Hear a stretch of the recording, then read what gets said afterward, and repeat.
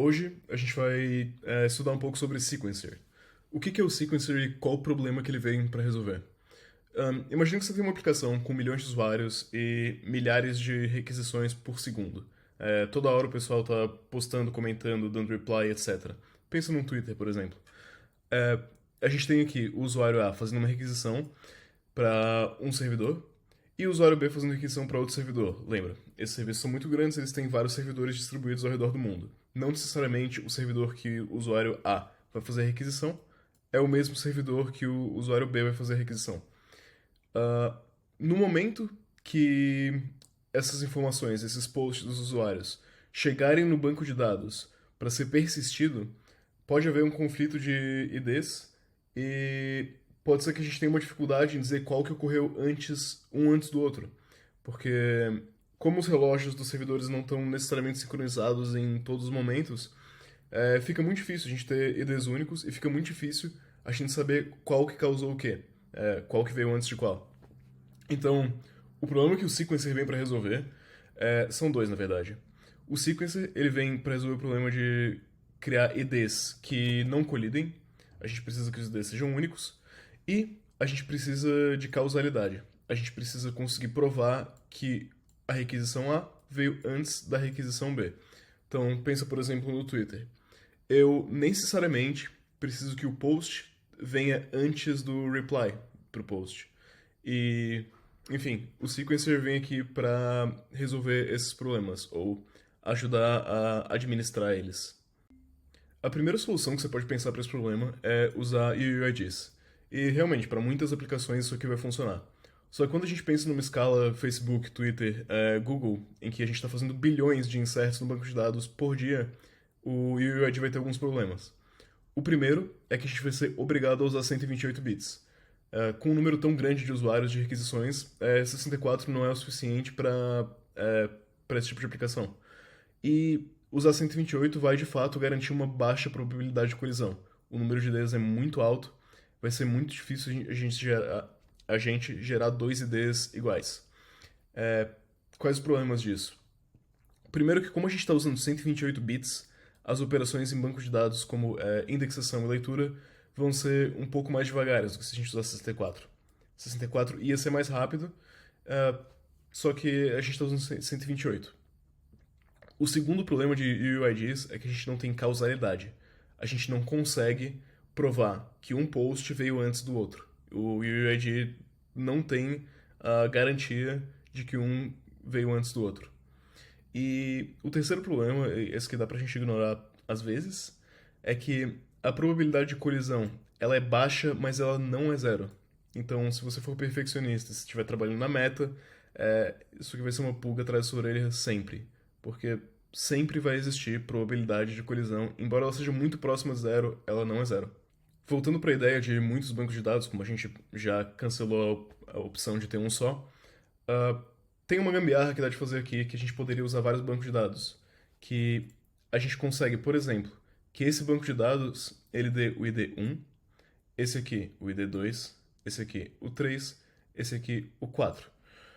Ou seja, esse banco de dados, quando ele der um ID único, ele soma 3 e o próximo que ele der vai ser 3 a mais.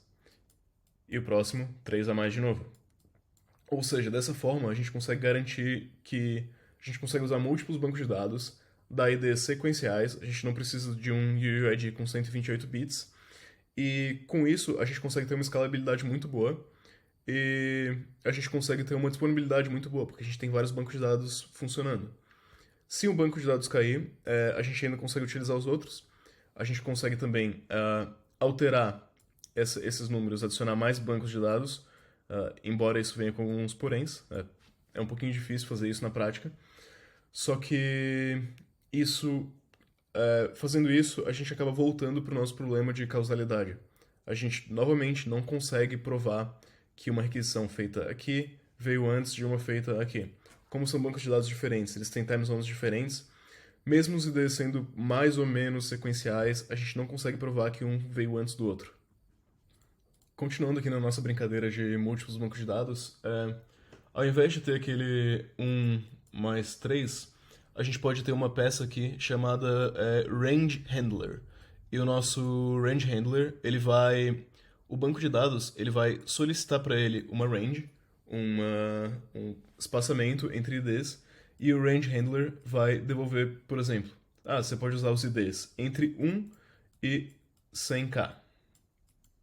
Aí o outro banco de dados, quando receber uma requisição, vem aqui, solicita uma range, e aí o Range Handler vai devolver. Você pode utilizar do 100k até o 200k, e assim por diante. Tendo o Range Handler, isso facilita muito a gente escalar o nosso sistema para adicionar mais servidores ou reduzir o número de servidores e bancos de dados. Porque agora a gente tem um serviço central focado em controlar o quanto que os IDs vão incrementar. A gente não precisa mais que cada banco de dados saiba quais IDs são o dele. Ele solicita isso para o serviço. Enfim, isso aqui é uma ferramenta interessante também. Vamos sair um pouco do teórico e vamos para um caso real aqui. Esse é o exemplo do Twitter Snowflake. É um identificador único de 64 bits que vai nos ajudar a garantir um ID único para cada evento. O primeiro bit é um bit de sinal. A gente só ignora, ele vai sempre ser positivo. Os outros, os 41 bits sequentes, são bits temporais que vão 69 anos para frente. Cada bit sendo 1 milissegundo, a gente consegue representar 69 anos com esses 41 bits. Os outros 10 bits depois desses são Worker ID, ou seja, a gente pode ter 1024 workers, 1024 microserviços, servidores, como você quiser chamar, e cada um que processar o evento vai adicionar o seu ID único ao ID do evento. E no final, a gente tem 12 bits sequenciais que vão do 0 até o 4000 e alguma coisa, eu esqueci o número, mas enfim, vão sendo incrementados do 4000 até do 0 até o 4000 e tal, e depois ele zera. Isso vai nos dar uma sequencialidade dos eventos dentro de um único worker, dentro de um único servidor. Os poréns disso. A gente não tem uma sequencialidade global ainda, porque como os servidores são diferentes, podem estar com relógios não sincronizados, a gente ainda não tem certeza de qual veio antes de qual, mas para um único worker a gente tem a sequência dos eventos e a gente tem uma garantia de que cada evento vai ser único, porque são 1024 workers, cada um processando um ID sequencial por vez, e a gente ainda tem aqui a nossa timestamp, que vai garantir quase perfeitamente o tempo para 69 anos para o futuro. Essa aqui é uma peça integral assim, de uma solução muito boa. O Twitter faz mais coisa além disso, mas essa é uma das partes importantes do sistema deles. Eu vou passar rapidamente por dois tópicos aqui, porque não é o foco desse vídeo, demoraria uma meia hora para eu explicar os dois. O primeiro é Lamport Clocks e o segundo são Vector Clocks.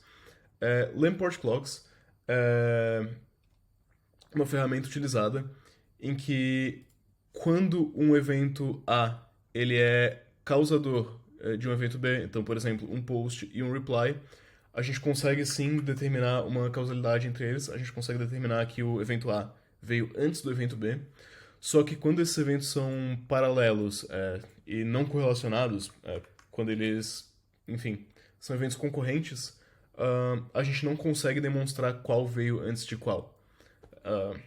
Mas Lamport Clocks são uma ferramenta utilizada e bem importante. Vector Clocks são parecidos com Lamport Clocks. Eu não vou entrar em detalhes aqui em como eles funcionam, só que Vector Clocks conseguem sim garantir a causalidade de todos os eventos.